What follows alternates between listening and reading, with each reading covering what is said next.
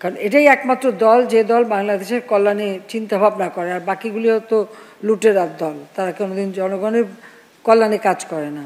আসসালামু আলাইকুম বন্ধুরা, কেমন আছেন সবাই? আশা করি সকলেই অনেক ভালো আছেন। তো বন্ধুরা, বিএনপি, জামায়াত ও অন্যান্য রাজনৈতিক দলের সাথে আওয়ামী লীগের পার্থক্য হলো জন্মলগ্ন থেকেই আওয়ামী লীগ হলো গুন্ডাদের দল। আর এই গুন্ডা দল হওয়ার কিছু ইতিবাচক দিক আছে। তারা কোনো কিছুর পরোয়া করে না। বেপরোয়া হওয়ার কারণে সাধারণ মানুষের জন্য ইনভেনশন করতে কষ্ট হবে। অনেক সময় আওয়ামীরা তা সহজেই পরিকল্পনা করে। এই দিক থেকে আপনি তাদেরকে ভিশনারি দলও বলতে পারেন। বিএনপি, জামায়াত কখনোই আওয়ামী লীগের মতো অচিন্তনীয় এবং অস্বাভাবিক সব কাজের জন্য পদক্ষেপ নিতে পারে নাই, পরিকল্পনাও করতে পারবে না। গুন্ডা হওয়ার আরেকটা দিক হলো তাদের মাঝে কোনো জবাবদিহিতার অনুভূতি বা সমস্যা নেই। টাকা পয়সা তারা যথেচ্ছা খরচ করতে পারে। আপনি যখন টাকা খরচ করতে পারবেন তখন অনেক কিছুই করতে পারবেন। ফ্যাসিবাদের জন্ম থেকে এখন পর্যন্ত আওয়ামী লীগ তাদের সব দেশীয় থ্রেটকে নির্মূল অথবা নিয়ন্ত্রণ করতে পেরেছে।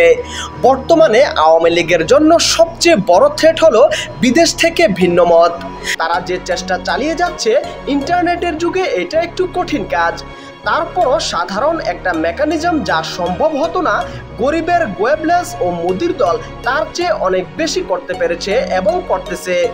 তারা যেহেতু ভিশনারি, তারা বুঝতে পেরেছে বিদেশে থাকা সাংবাদিকদেরকে নিয়ন্ত্রণে আনার চেষ্টার পাশাপাশি এদের পক্ষেও বিদেশ থেকে সাংবাদিক লাগবে।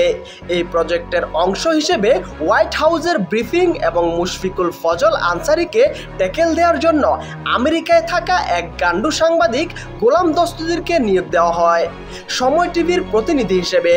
সেই গান্ডু ইংরেজিতে কথা বলার সময় গে গে করে আর মাথা চুলকায়। গত এক বছরে প্রমাণ হয়েছে যে গোলামটি মুশফিকুর ফজলের সামনে দাঁড়ানোর যোগ্যতাও রাখে না। কিন্তু আওয়ামী লীগ কি থেমে থাকবে?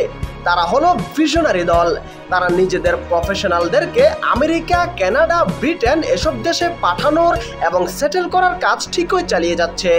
আমার বিশ্বাস বিসিএস এর প্রশ্ন ফাঁসের রিপোর্ট করা আব্দুল্লাহ আল ইমরান হলো ওইরকম একটা ইনফিল্ট্রেটর এজেন্ট, এবং এইসব রিপোর্ট হলো তার পোর্টফোলিও ভারী করার অংশ।